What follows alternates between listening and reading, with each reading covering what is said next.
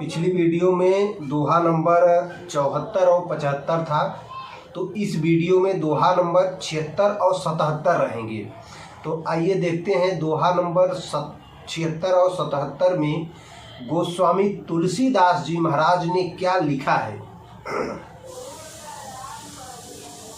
अब बिनती मम सुनहु शिव, जौ मैं मुँह पर निज ने हूँ रामा, जाई विवाहं शैलजहि यह मोहि मांगे देहु रामा।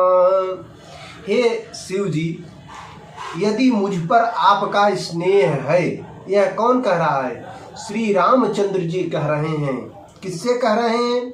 बाबा शिव से कह रहे हैं कि यदि आपका स्नेह मुझ पर है तो आप मेरी विनती सुनिए और मुझे यह वर दीजिए कि आप जाकर पार्वती जी के साथ विवाह करेंगे।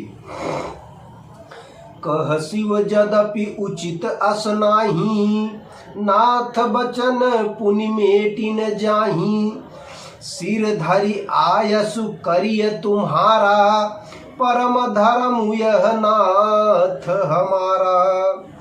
शिव जी ने कहा, यद्यपि ऐसा उचित नहीं है प्रभु, परंतु स्वामी की बात भी मेटी नहीं जा सकती। हे नाथ, मेरा यही परम धर्म है कि मैं आपकी आज्ञा को सिर पर रख कर उसका पालन करूं। मातु पिता गुरु प्रभु के बानी, बिनहि विचार करिय शुभ जानी, तुम सब भांति परम हितकारी, आज्ञा सिर पर नाथ तुम्हारी। माता पिता गुरु और स्वामी की बात को बिना ही विचारे शुभ समझकर करना चाहिए। फिर आप तो सब प्रकार से मेरे परम हितकारी हैं। नाथ, आपकी आज्ञा मैं सिरोधार करता हूँ। प्रभु तो सेउ सुनी शंकर बचना, भक्ति विवेक धर्म जुत रचना, कह प्रभु हर तुम्हार पन रहेऊं, अब उर राखेऊं जो हम कहेऊं। शिव जी ने कहा, भक्ति ज्ञान और धर्म से युक्त वचन रचना सुनकर प्रभु श्री रामचंद्र जी संतुष्ट हो गए। प्रभु ने कहा, हे शिव, हे हर, आपकी प्रतिज्ञा पूरी हो गई। अब हमने जो कहा है उसे हृदय में रखना।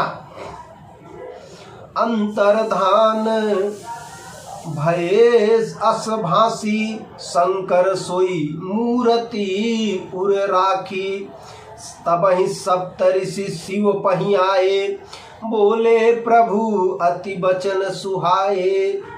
इस प्रकार कहकर श्री रामचंद्र जी अंतर ध्यान हो गए। शिव जी ने उनकी वह मूर्ति अपने हृदय में रख ली। उसी समय सप्तऋषि शिव जी के पास आए हैं। प्रभु महादेव जी ने उनसे अत्यंत सुहावने वचन कहे। क्या कहा बाबा ने? पार्वती पहि जाई तुम, प्रेम परीक्षा ले हूँ रामा, गिरिहि प्रेरी पठे हूँ भवन, दूरी करहूँ संदेह रामा।